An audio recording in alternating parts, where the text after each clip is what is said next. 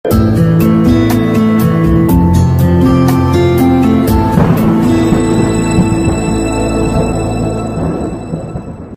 taong nagmamahalan, sabay nangarap para sa maginhawang buhay. Ngunit paano kung ang pangakong iyon ay hindi pala matutupad kailanman? Tunghayan natin ang kakaibang kwento sa buhay ni Richard at Jenny. Naibulong ni Jenny sa kanyang sarili habang nakatitig sa isang pregnancy test na hawak nito. Kumakabog ng husto ang kanyang dibdib matapos malaman na magkakaanak na sila nitong si Richard. Dahil sa sobrang tuwa ay paulit-ulit niyang hinahalikan ang piti na hawak nito. Ayon sa kanya, isa itong malaking panalangin nilang dalawa. Bagamat mahirap man sa buhay, ay gagawin nila ang lahat, may taguyod lamang ang anak nila. Mula sa loob ng banyo ay tumayo na itong si Jenny mula sa pagkaupo mula sa toilet habang nakaharap sa salamin. Isang linggo ang nakalipas mula noong nakaramdam itong si Jenny ng kakaiba. At ngayong araw na ito, napagtanto niyang halos 3 linggo na pala siyang delay. Ang totoo, ito ang unang pagkakataon na may mangyari sa kanilang dalawa ni Richard matapos malasing ang lalaki sa kaarawan noon ng isa nilang kaibigan. Kagad tinago ni Jenny ang naturang piti sa bulsa at inayos ang sarili. Gustong ipagtapat ni Jenny sa kanyang nobyo ang lahat pagka-uwi nito mula sa kanyang trabaho. Mag-isa lamang nakatira sa kanyang inupahang apartment itong si Richard. Samantalang ang ina naman nito ay nagtatrabaho sa ibang bansa.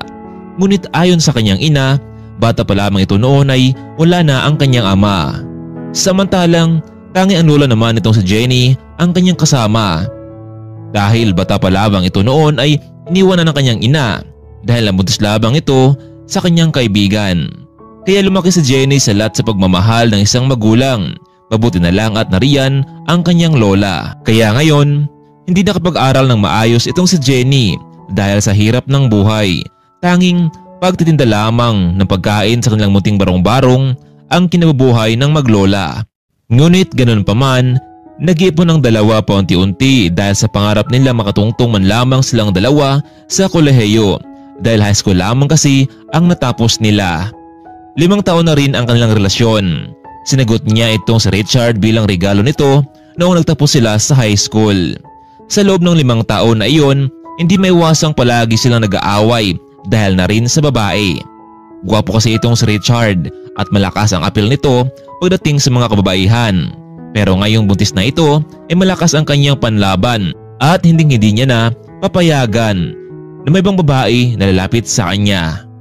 Pagkalabas ni Jenny sa banyo, nakita niyang nagluluto ng panindang pagkain ang kanyang lola. Oh Jenny, kakain ka na ba? May naihanda na akong pagkain sa mesa. Nako lola, maraming salamat at nag-abala ka pa.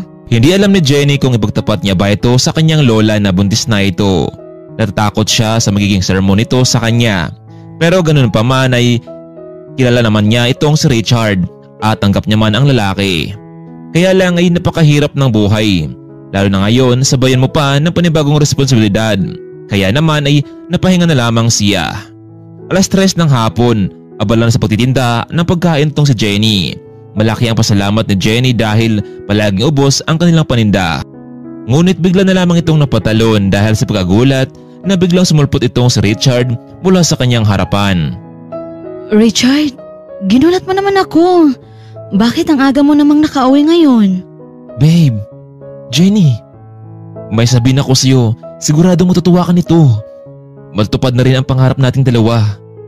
Bilang binuhat ng lalaki itong si Jenny at hindi naasahang maraming mga mata ang nakatingin sa kanila. Richard, may ibabalita din ako sa'yo, kaya ibaba mo na ako. Ganun ba Jenny? Ano yun? Sabi mo na sa akin. Sa'yo muna Richard. Ano bang ibabalita mo? Mukhang may daladala ka yatang envelope.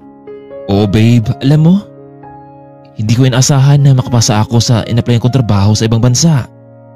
Ano? Richard, tama ba itong narinig ko? Magtatrabaho ka na sa ibang bansa?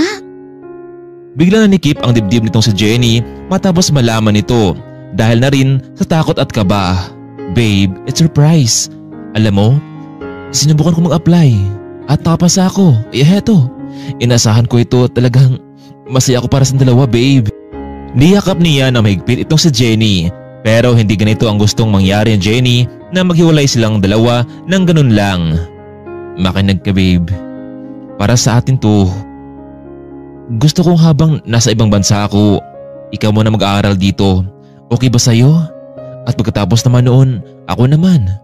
Marahil magiging sapat ng trabaho ko doon para makapagtapos tayong dalawa. Gagawin kong lahat para sa ating dalawa, Jenny. Pero bakit parang hindi ka yata masaya ngayon? Hindi mo ba gustong matupad natin ang pangarap natin, Jenny? Ha? Tsaka, teka lang. Ano ba yung balita mo sa akin? Naku, mukhang nakalimutan ko tuloy ang sasabihin ko. Nadala kasi ako sa sinasabi mo eh. Pero masaya ako babe para sa'yo. Oo, marahil ito na ang simula para matupad ang lahat ng mga pangarap natin. Hindi alam ni Jenny kung paano sasabihin kay Richard ang lahat. Baka ito pa ang dahilan para hindi niya matanggap ang sanggol dahil sa mataas niyang pangarap. Babe, dahil sa balitang ito, bakit hindi tayo mag-celebrate sa labas kahit ngayon lang? Ganun ba babe? Sige, paubos na naman itong paninda ko. Hindi na nagawang sabihin ni Jenny ang kanyang balita dahil naunahan na ito ng takot at kaba. Ilang linggo pa ang nakalipas, dumating na rin ang panahon para makumpleto ang papilis nitong si Richard at tuluyang umalis. Babe, dumito ka na lang muna. Huwag ka na sumama sa akin sa airport. Ganon din yun. Mamaya pagbalik mo, mag-isa ka lang.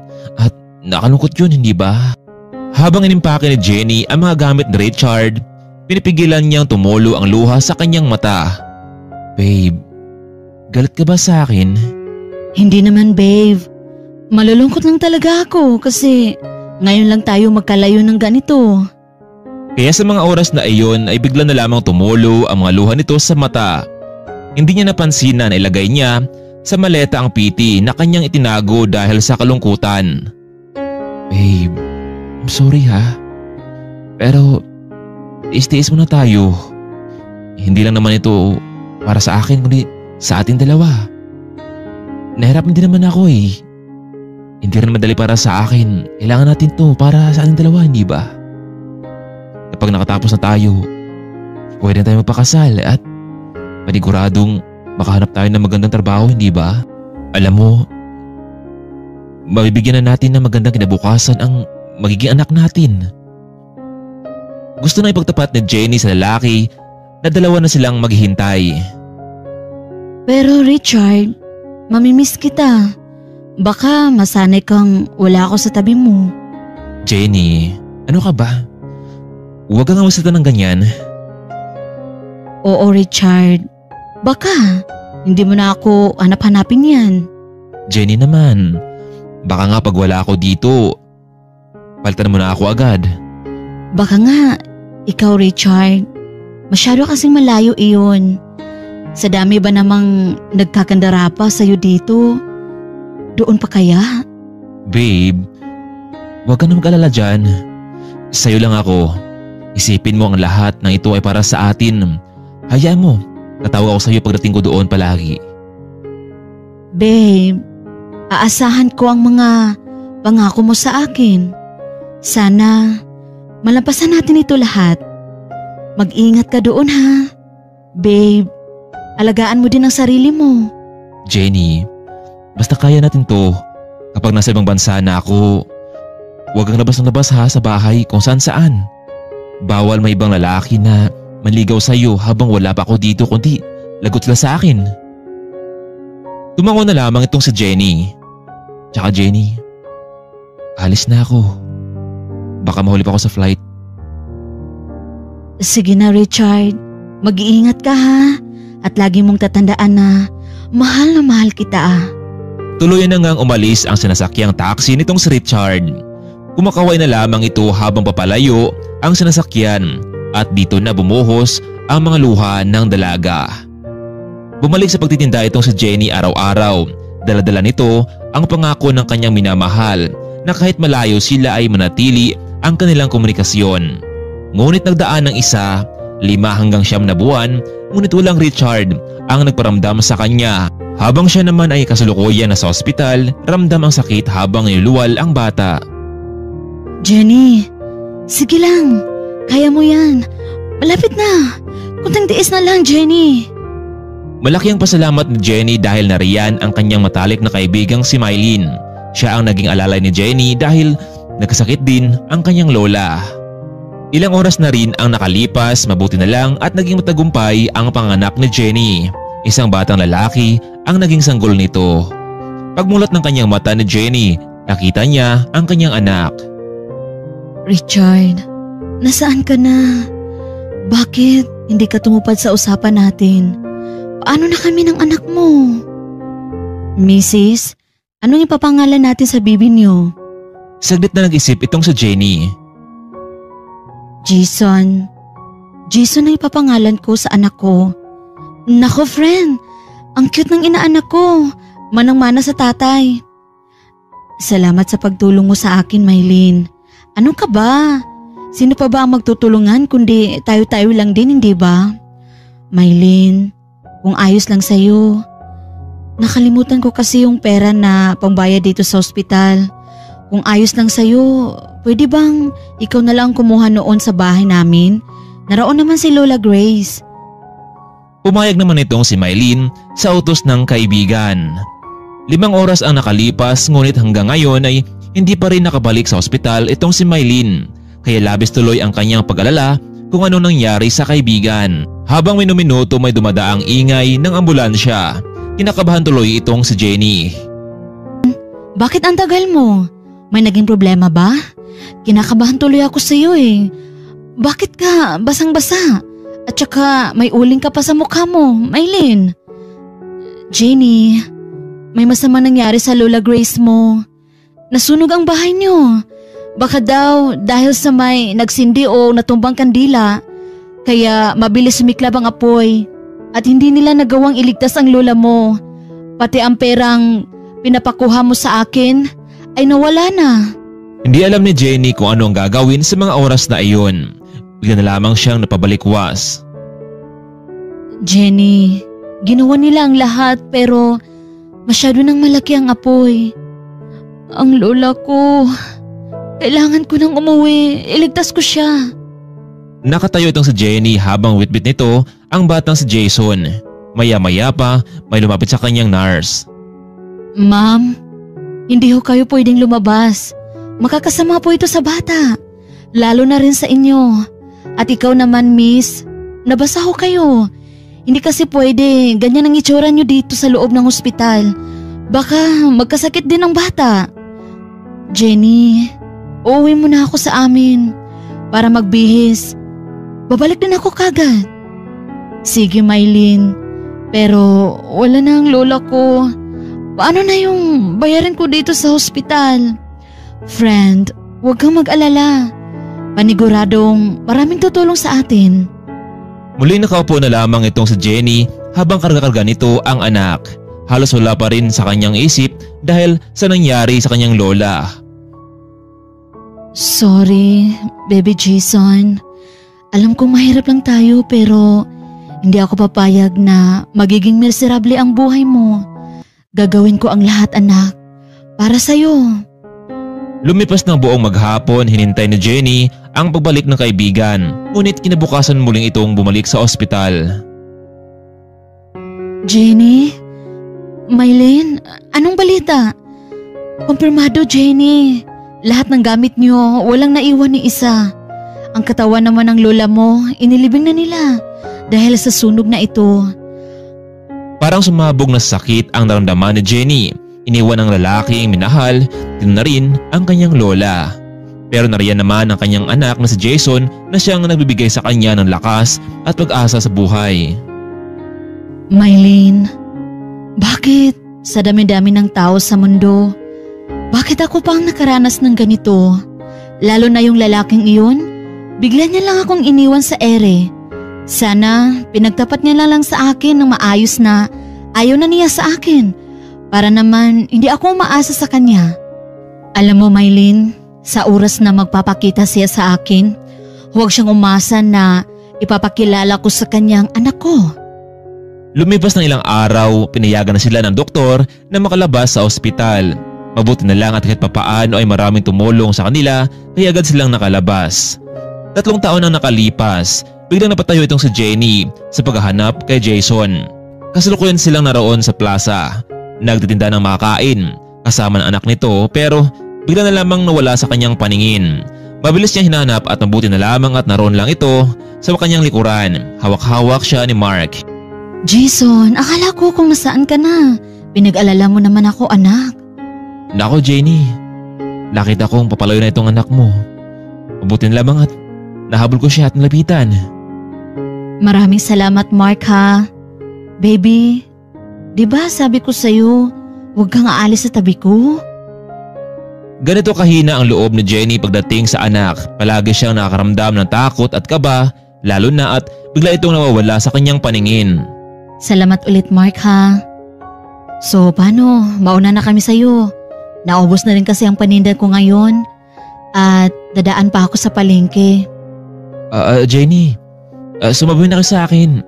Ihatid ko na kayo doon. Nako, hindi na Mark. Maraming salamat. Sa susunod na lang, may sisingilin pa kasi ako doon sa unahan. Sige, ikaw kung yan ang gusto mo. Umalis na itong si Mark, samantalang nagmamadali naman itong si Jenny sa kanyang paglalakad bago pa sila abutan ng gabi. Nahiya kasi siyang sumakay sa sasakyan ni Mark. Iniwasan niya rin talaga na kapag ganito ang alok ni Mark sa kanya. Malaki na rin kasi ang nagawa nitong tulong sa mag-ina. Halos pati na ang pagiging ama sa anak nito ay ginagawa ni Mark kaya nag-alala siya kung paano niya bayaran ang pagkakautang nito. Mula noong pinanganak kasi itong si Jason hanggang ngayon ay wala pa rin Richard ang nagpapakita sa kanilang dalawa. Samantalang itong si Mark naman ay kilala niya na simula pa noong elementarya at high school.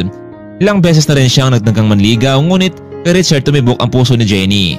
Simula noong naging magkasintahan na sina Jenny at Richard, hindi na rin siya lumalapit dito dahil bandesrado ito ang dalaga. Ngunit simula noong umalis si Richard patungong ibang bansa, saka muling lumapit si Mark sa kanya. Siya pa ang naging halos umuubos ng kanyang paninda habang buntis pa ito noon. Siya rin ang tumulong kay Jenny at nagkaroon siya ng maliit na apartment.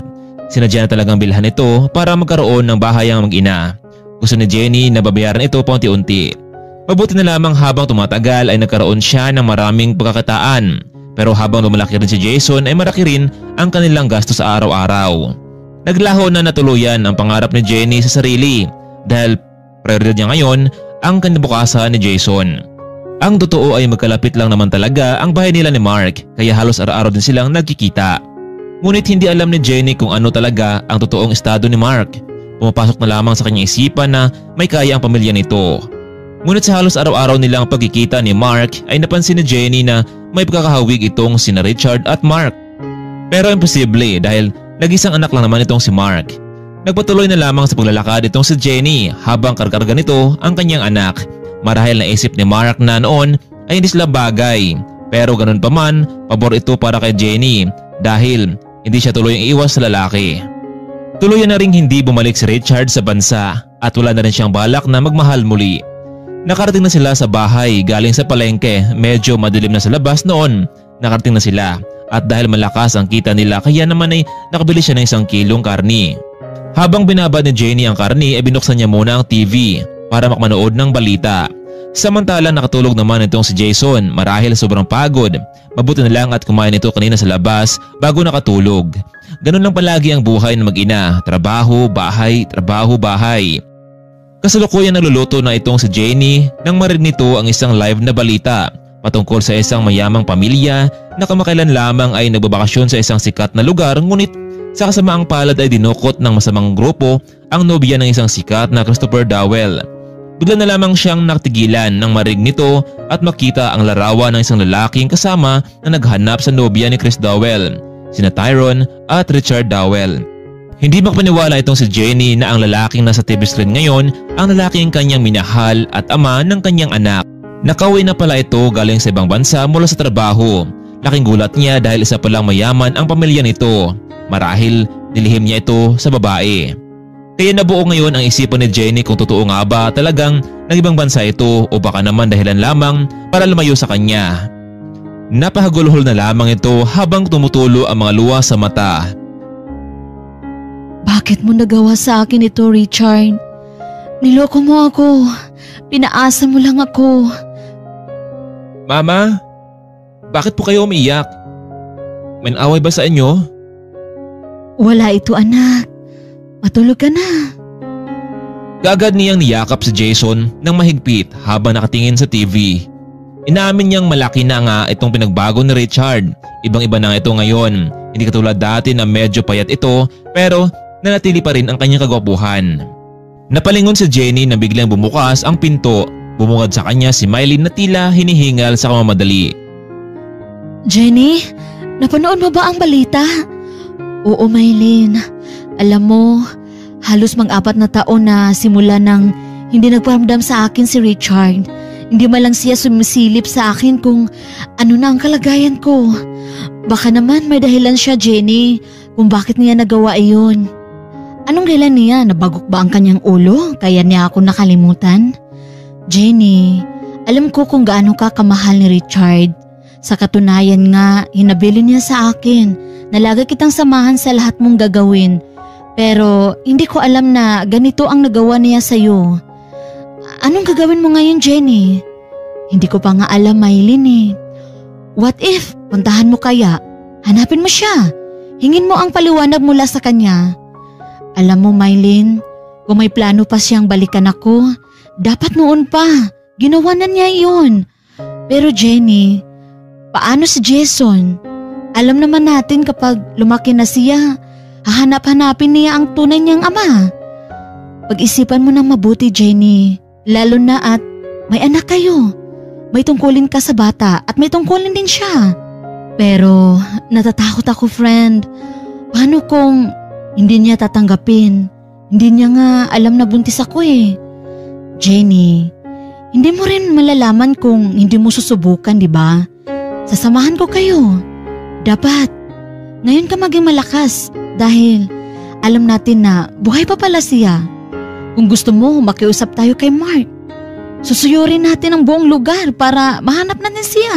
Alam mo, Jenny, may malasakit naman si Mark sa inyong mag-ina kaya siguradong tutulungan niya tayo. Huwag na natin siyang idadamay pa, Mylene. Malaki na nga ang utang na loob ko sa kanya. Jenny, tumigil ka nga sa kakaiyak dyan. Ano ba yung niluluto mo, Jenny? Ako na nga magpapatuloy. Masaya itong si Jenny dahil nakita niya si Richard sa loob ng mahabang taon pero sa loob-loob nito ay puno rin ng galit. Matapos nilang kumain ni Mylene ng hapunan ay natulog na ito. Kinabukasan maaga nagising itong si Jenny. Nakapagdesisyon ang babae na hingi siya ng tulong kay Mark para malaman kung nasaan nakatira itong si Richard. Kaya naman tinawagan niya sa phone ang binata kung okay lang sa kanya na samahan sila na magtungo sa kinaroonan ni Richard. Hindi naman nagawang tumanggi pa ni Mark. Hello, Mark. Alam mo ba kung nasaan na roon si Richard? Nakauwi na pala siya sa bansa tapos hindi man lang nagparamdam sa amin dalawa ng anak niya. Nako Jenny, hindi naman umalis si Richard. Hindi ko alam kung ano ang dahilan niya. Kung bakit hindi niya sa'yo sinabi.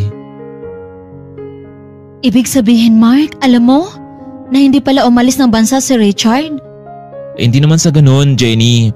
Nalaman ko lang din sa mga malapit kong kaibigan. Sabihin mo, Mark, ano to? Plano niya ba nasaktan niya ako? Jenny, hindi ko alam. Pero hindi ko na sigurado na makakausap mo siya ngayon. Siya nga pala, Jenny. Sasabihin mo na ba kay Richard ang tungkol kay Jason? Hindi ko pa alam, Mark. Gusto ko munang makausap siya ng masinsinan. Hindi ko muna isasama si Jason sa pagkikita namin. Kung sa bagay, Jenny, tara na. Ihatid na kita sa kanila. Alam mo kung saan siya nakatira, Mark? Jenny, ano ka ba? Nasa news ang lugar at address nila kaya alam ko yun. Hindi alam ni Jenny tila may kakaibang nababasa ang kanyang mata nito. Jenny, ito lang masabi ko sa'yo. Napakayaman na pamilyang Dowell. Pero sana umasa tayong makausap natin si Richard. Mylene, pwede bang ikaw munang bahala kay Jason? Naku, Jenny, huwag kang mag-alala sa kanya. Ako nang bahala sa anak mo. Jenny, yang pakikipagharap mo sa kanyang ama ang intindihin mo sa ngayon? Bigla na lamang itong napatungo matapos namang sinabi ni Mylene. Ngunit ang totoo ay kinakabahan siya. Hindi niya alam ang kanyang gagawin sa oras na muli silang magkita. Tara na Jenny, habang maaga pa. Pakisuot na lang yung seatbelt mo ha. Jenny, gaya na sabi ko sa'yo, mahigpit ngayon ang bantay sa kanilang lugar. Mark, susubukan ko pa rin na makasingit sa kanila. Simula na pinatakbo ni Mark ang sakyan nito ay habang nasa daan sila, naging tahimik ang loob ng sakyan. Oh, narito na tayo Jenny.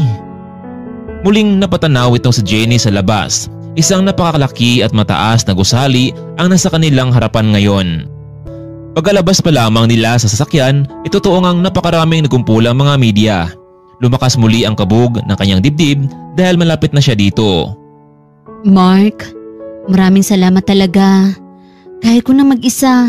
Iwan mo na lang ako dito para makapasok ka na sa trabaho mo. Jenny, tawagin mo lang ako ha kapag may kailangan ka. Huwag na Mark, nakakahiya naman sa'yo.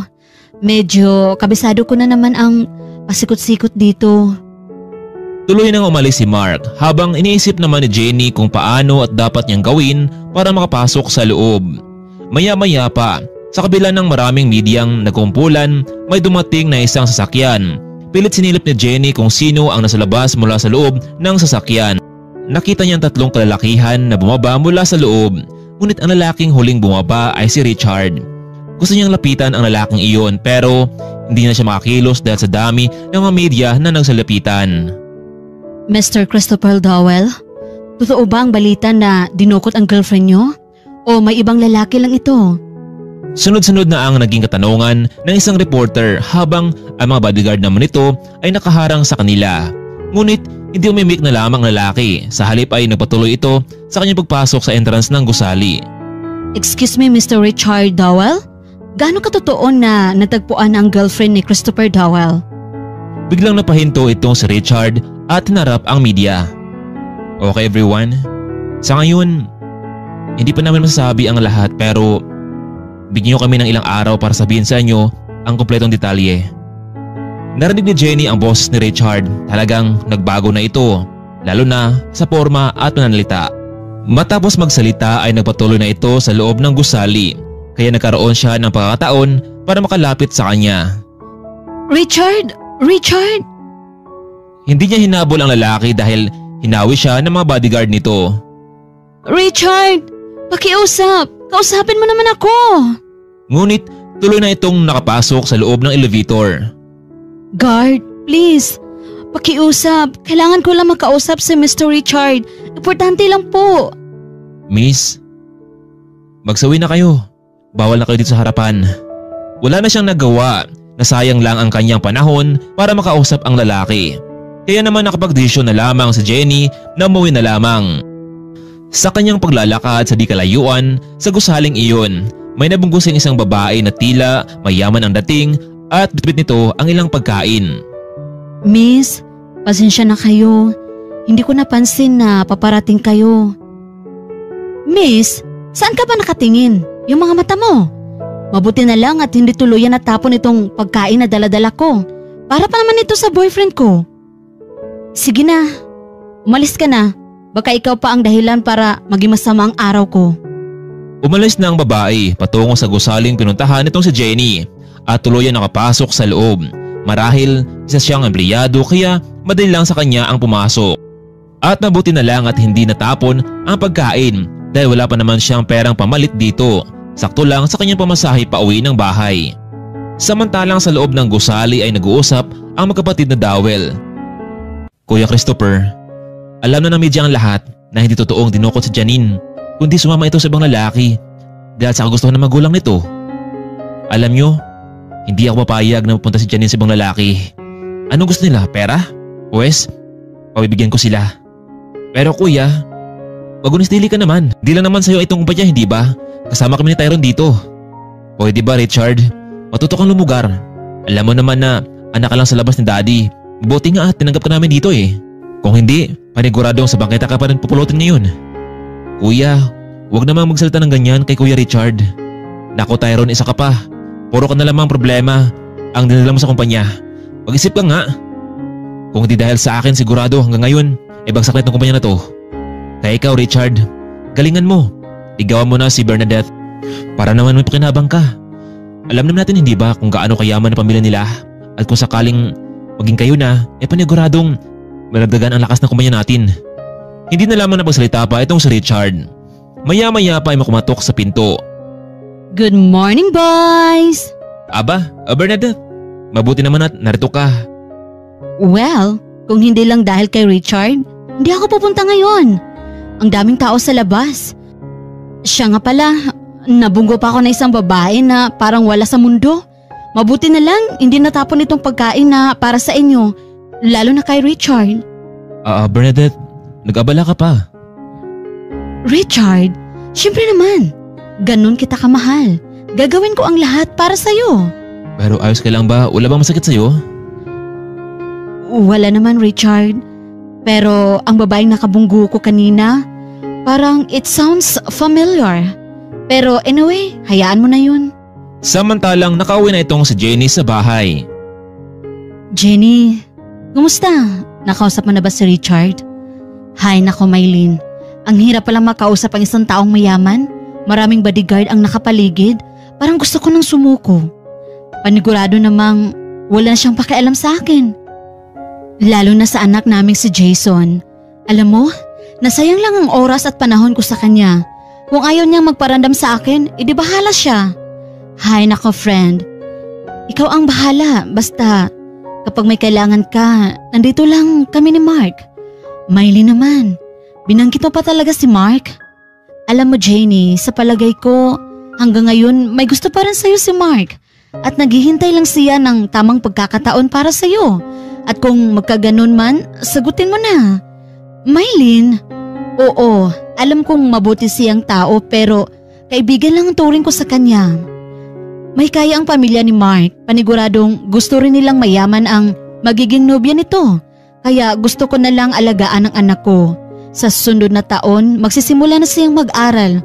Gusto kong maibigay sa kanya ang lahat. Jenny, suggestion lang naman sa akin ha. Malay natin, siya ang kasagutan ng lahat ng kailangan mo. Kinabukasan maaga nagising itong si Jenny para magluto ng makain. Ilang araw din siyang hindi napagluto dahil sa lalaking iyon. Kung hindi siya nagsumikap ay wala siya makain mag-ina. Isinama niya si Jason sa muli nilang pagtitinda.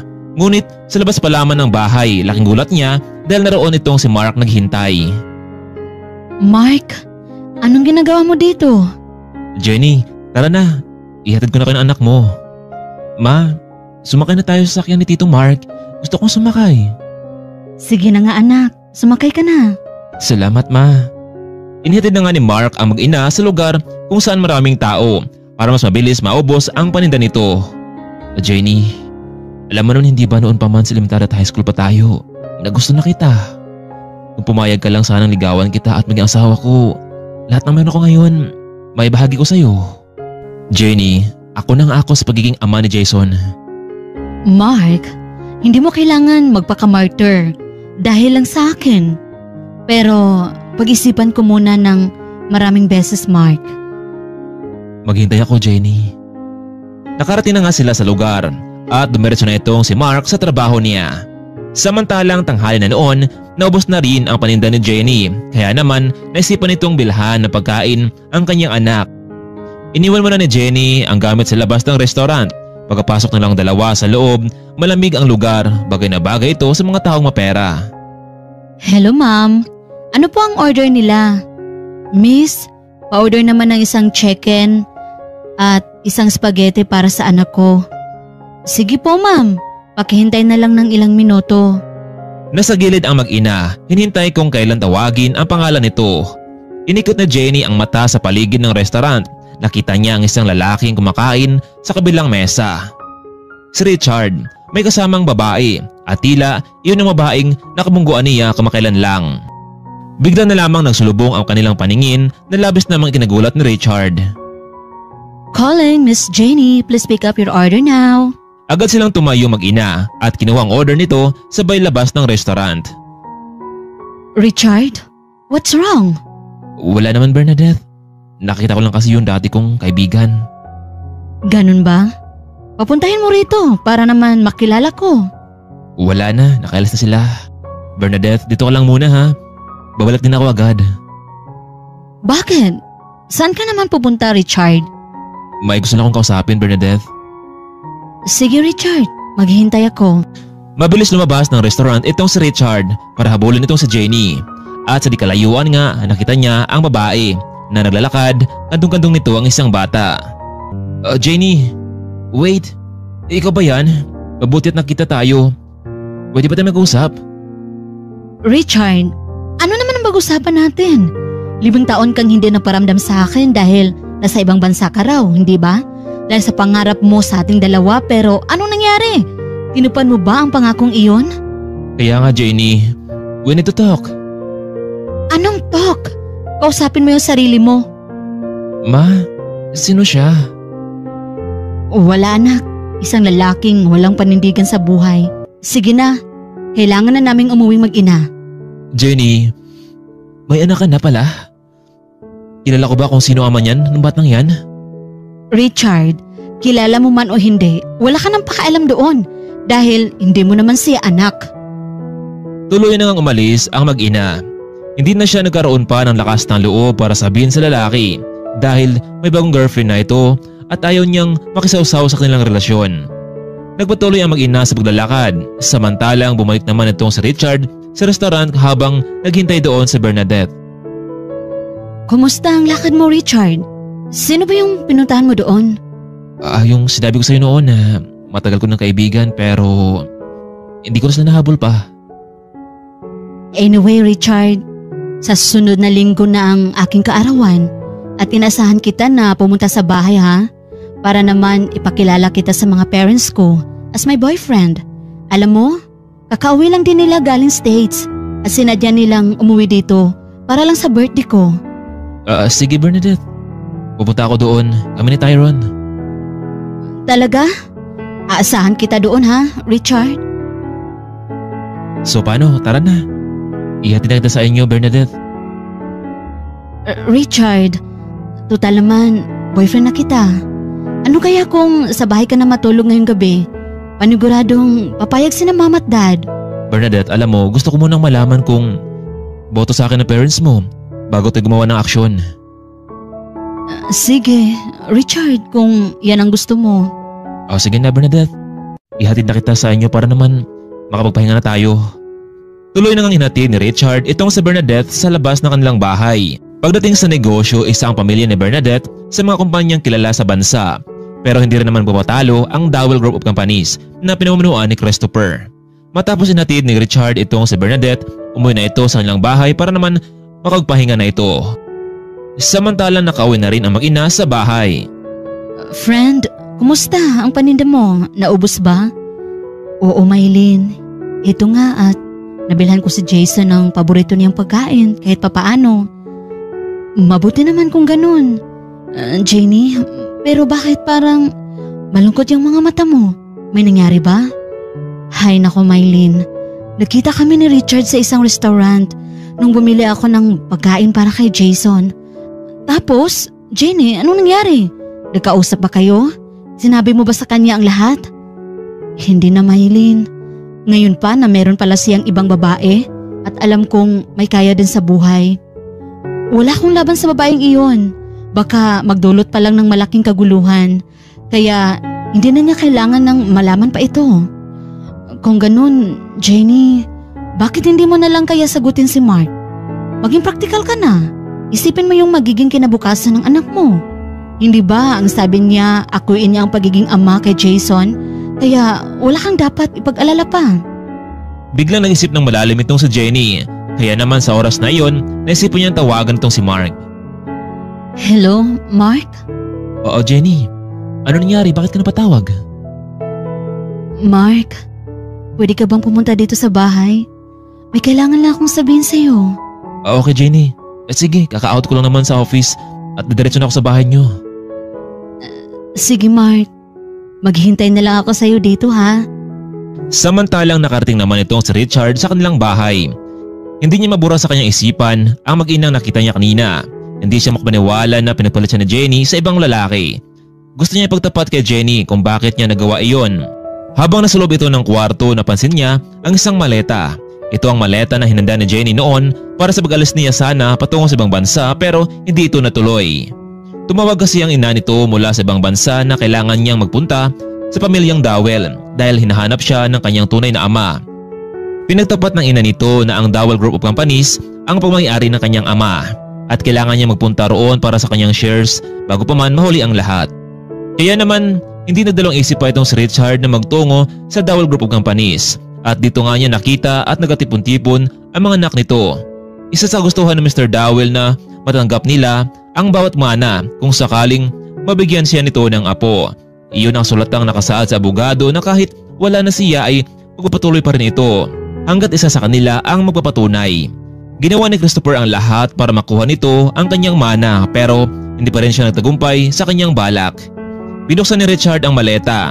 Simula kasi noong narito siya ngayon sa mansion ay hindi niya na nagamit pa ang mga lumang damit niya. Hindi niya alam kung bakit may nag-utos sa kanyang isipan na buksan ang maletang iyon. Kasalukuyang inilabas pa ni Richard ang mga damit, ngunit may isang bagay siyang napansin, ang isang pregnancy test na hindi niya alam kung bakit ito nasa loob ng maleta. Napag-alaman ng lalaki na nadalang tao kung sino man ang nagmamay-ari nito. Pumukaw sa kanyang isipan na wala namang ibang nag-aayos sa kanyang gamit kundi si Jenny lamang at 5 taon na ang nakalipas. Napagtanto ni Richard na ang pregnancy test na ito ay pinagmamay-ari ni Jenny. Bakit hindi niya sinabi sa akin na nadalang tao siya? Ibig sabihin ba noon na ako ang ama ng batang iyon na kasama niya? Kailangan ko siyang makita. Kailangan ko siyang mapuntahan pero saan? Hindi ko alam. Hindi alam ni Richard kung saan niya ngayon hanapin itong si Jenny, kaya naman naisipan niyang puntahan itong si Mylene. At tao po? Mylene? Ano ba yan? Sino bang kumakatok di sa oras ng gabi? Nakakubulahaw naman eh. Ay naku naman oh. Sino sila? Richard? Anong ginagawa mo dito? Mylene, pwede ba kita makausap? Richard, tungkol saan naman? Mylene, magtapat ka nga sa akin. Yung totoo. Ako ba ang ama sa anak na Jenny? Sabi mo sa akin. Richard? Ano? Magsalita ka. Nakita ko itong pregnancy test na ito sa loob ng maleta ko. Alam mo kay Jenny ito. Oo, Richard. Totoo. Ikaw ang ama ni Jason. Pero kayo na mag-usap ni Jenny tungkol dito. Kaya nga Mylene, samahan mo ako sa bago niyang tirahan para makausap kami dalawa. Wala na nagawa pa itong si Mylene. Sinamahan niya itong si Richard patungo sa bagong bahay nitong si Jenny. Oh, Mylene, maaga pa para bukas ah. Anong sadya mo dito? Naku friend, pasensya na pero may tao kasing gustong kumausap sa'yo. Hindi ko naman siya matanggihan. Sino? Si Mark ba? Mylene, tinawagan ko na siya para mag-usap kami. Jenny, hindi si Mark. Hindi sino? Jenny, si Richard. Anong ginagawa niya dito? Jenny, kailangan natin mag-usap. Gusto kong ipaliwanag sa iyo kung bakit hindi ako naparamdam sa ng mahabang panahon. Alam mo, pinatapat sa akin ng mama ko ang lahat na kabilang pala ako sa Dowell family. Kailangan kong magpakitang gilas sa kanila kaya naglaan ako ng oras panahon para makipagsabayan sa kanila. Although natanggap naman ako ng Mr. Dowell bilang anak niya pero kailangan ko mag-adjust sa kanila. Kaya nawalan ako ng oras panahon para sa iyo. Richard, anong ibig mong sabihin? Jenny, si Jason ba ay anak ko? Bakit hindi mo sinabi sa akin noon bago pa ako tuloy umalis? Hindi ba? Ikaw naman ay may mataas na pangarap? Gustong maabot mo yan, di ba? Ayaw kong makahadlang pa sa pangarap mo iyon. Jenny, kaya ko nga nagawa iyon. Oo, dahil sa pangarap ko na hindi lang para sa akin kundi para sa ating dalawa. Ayaw ko nang maranasan natin noon ang pait na karanasan. Kaya kahit masakit para sa akin, ginawa ko ito. Richard, hindi ba may ibang babae ka na? Siya ang bagay na bagay sa'yo. Jenny, wala akong pakialam sa kanya. Siya pa ba ang unahin ko sa ngayon? Alam kong may anak na tayo? Wala kang mapapala sa amin, Richard. Magiging pabigat lang kami sa'yo. Yan bang iniisip mo, Jenny? No, nagkakamali ka dahil sa oras na ito, dadalhin ko kayong dalawa sa mansyon at papatunayan ko sa kanila na may anak na ako. Alam mo, makukuha ko na rin ang pamana na para sa akin at muli tayong magsasama. Pakasalan kita. Hindi ba yan naman ang gusto mo, hindi ba noon? O kaya please, Jenny, kahit sa huling pagkakataon, bigyan mo ako ng chance. Maya-maya pa bigla na lamang nagising mula sa kanyang pagkatulog itong si Jason. Ma, sino siya? Jason, ako ang Daddy Richard mo. Daddy? Totoo ba man, may daddy na ako? Oo anak. Yes, sa wakas may daddy na ako. Jenny, ano na? Hindi mo ba nakikita kung gaano kasaya ang anak natin? Bigyan natin ng pagkakataon para mabuo ang pamilya natin. Hindi ka ba masaya sa ganung pangyayari? Nag-isip ng malalim itong si Jenny. Ma, gusto ko magkaroon ng daddy. Ayaw mo ba sa kanya? Jason, talaga bang gusto mo ang daddy mo? Nariyan naman si Tito Mark, hindi ba? Ma, gusto ko siya pero gusto ko yung totoo kong daddy. Please, ma. Richard, hindi ko alam kung ano ang nasa isipan mo ngayon. Wala akong ibang hiling kundi mapabuti ang takbo ng buhay ng anak ko. Sige, sa huling pagkakataon, pagbibigyan kita, alang-alang kay Jason. Tuloy na ngang pumayag itong si Jenny. Kinabukasan ay isinama na nga ni Richard ang kanyang mag-ina sa mansyon. Laking gulat naman itong si Christopher at Tyrone sa kanilang nakita. Richard? Ano ibig sabihin nito? Sino ang mag-inang iyan? Huwag mong sabihin gusto mong makuha ang pamana sa'yo kaya mo ginagawa ito ano? Alam mo, kung malaman na ito ng abogado, ang ginawang kalukuhan mo ay pinuguradong wala kang makuha kahit 5 duling. Kuya, diyan ka nagkakamali. Papatunayan ko sa iyo na totoo ito. Sila ang pamilya ko. Richard, paano ko ba napaikot na babaeng ito? Ipagpapalit mo si Bernadette sa babaeng ito? Richard, mukhang hindi kami nababagay sa lugar na ito. No, Jenny. Dito lang kayo. Kakusapin ko ang abogado. At kung kailangan nila ng DNA test, pabibigyan ko sila. Hindi matanggap ni Christopher na makuha ni Richard ang bahagi na mana nito. Attorney, gusto kitang makausap. O Richard, tungkol saan naman? Attorney, tungkol sa kasunduan ni Daddy. Na bago namin makuha ang mana ay kailangan namin magkaroon ng pamilya, hindi ba? Kaya heto, ipapakilala ko sa inyo ang mag-ina ko, sina Jenny at Jason. O sa wakas, tinupad mo ang hiling ng daddy mo. Mabuti naman kung ganun. Pero kailangan ko ng katibayan. Oo naman, attorney. Narito nga pala ang DNA test naming 3. Richard, may kailangan kang malaman tungkol sa inyo magkakapatid. Kaya hindi pa binigay sa inyo ni Mr. Dowell ang pamana dahil gusto niya dumating ang panahon na ito. O bakit, attorney? Anong dapat kong malaman? Richard, si Christopher, hindi niya siya tunay na kapatid. Ang totoo bata pa lamang siya noon. Nakita siya ng mag-asawang Dowell. Naawa si Mrs. Dowell sa kanya kaya naman tinukop siya. Pero salungat ito ang kagustuhan ng daddy niyo. Ang totoo si Tyrone lamang ang kapatid mo sa ama. Isa pang dapat mong malaman. Si Christopher ang naging dahilan kung bakit nagkasakit ang inyong ama dahil sa pagwaldas niya ng pera. Kaya ang totoong tagapagmana ay kayo lamang ni Tyrone. Kailangang pag-usapan natin ito bago pa mahuli ang lahat. Kinabukasan agad nagkaroon ng meeting sa buong pamilya. Attorney, ano na naman ito? Christopher, makinig kayong lahat. Narito ako ngayon para malaman niyo ang katotohanan kung sino lang ang karapat-dapat magmana. Attorney, pwede ba? You're wasting my time. I have many appointments today. So pwede bang makabilisan naman? Tyrone, Richard, Christopher, gusto kong malaman niyo na dalawa lamang sa inyo ang nakasulat dito na tapagmana. Attorney, alam na namin kung sino. Hindi ba? Ako at si Tyrone? At si Richard? Hindi siya makakasali dito. Alam natin na biglang lumitaw itong si Richard at nagdala pa ng palamunin dito. Christopher, alam ba kung sino ang hindi kabilang sa tapagmana? Sige, sabihin niyo, attorney, para naman malaman na natin totoo. Ikaw, Christopher. Oh, si?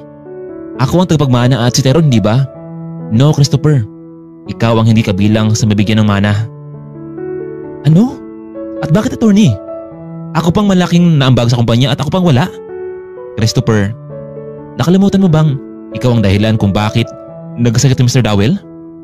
Isa pa, napatunayan na ikaw ang isang ampon lamang. Kaya wala kang karapatan dito. Hindi ito totoo. Sabihin mo nagbibiro ka ng attorney. Hindi ako mapapayag na wala akong makuha sa pinaghirapan ko. Kung wala akong makukuha dito, mas mabuti pang lahat na lang kami ay wala mapakinabang. Bigla na lamang bumunot ng baril itong si Christopher at tinotok kay Richard. Ikaw, bakit ka pa kasi narito? Dumating ka sa buhay namin, bastardo ka. Ano ka, sinaswerte? Magmana ka lamang na wala ka pinaghirapan? Christopher, ibaba yung baril mo. Pag-usapan natin to. Haha. Kung ganito man lang din ang mangyayari sa akin, pues sama-sama tayong lahat dito. Ilang saglit pa ay biglang inagaw ng bodyguard ang hawak nitong baril at bilis siya nitong pinusasan. Naibang ka na ba? Ako ang napapasweldo sa'yo? Pasensya na ho, Sir Christopher. Kailangan kong proteksyonan ang pamilyang Dowell dahil sila naman talaga ang nagbubuhay sa akin. Guard, please. Dalhin mo siya sa police station dahil sa pagbabanta niya sa amin. Sige Sir Richard, masunod po. Tuloy na nga nakulong itong si Christopher dahil sa masama nitong balak.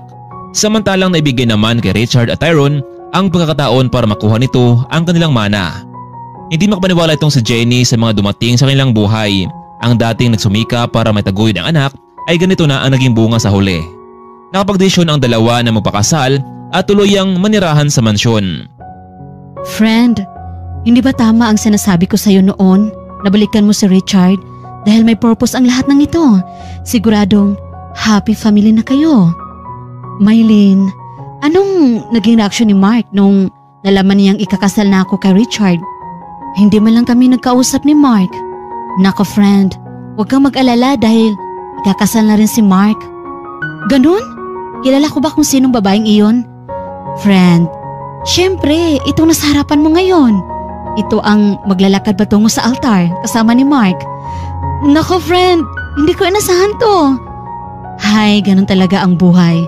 So ano Jenny, kumusta ang bagong Mrs. Dowell? Heto, nag-a-adjust pa ako sa mga bagong environment pero masaya dahil masaya ang anak kong si Jason at higit sa lahat, magagabayan namin siya ng maayos ni Richard. So, mahal mo pa rin si Richard ano? Siyempre naman, kahit masakit, mapait ang aking mga nakaraan pero naging dahilan ito para hindi susuko sa buhay.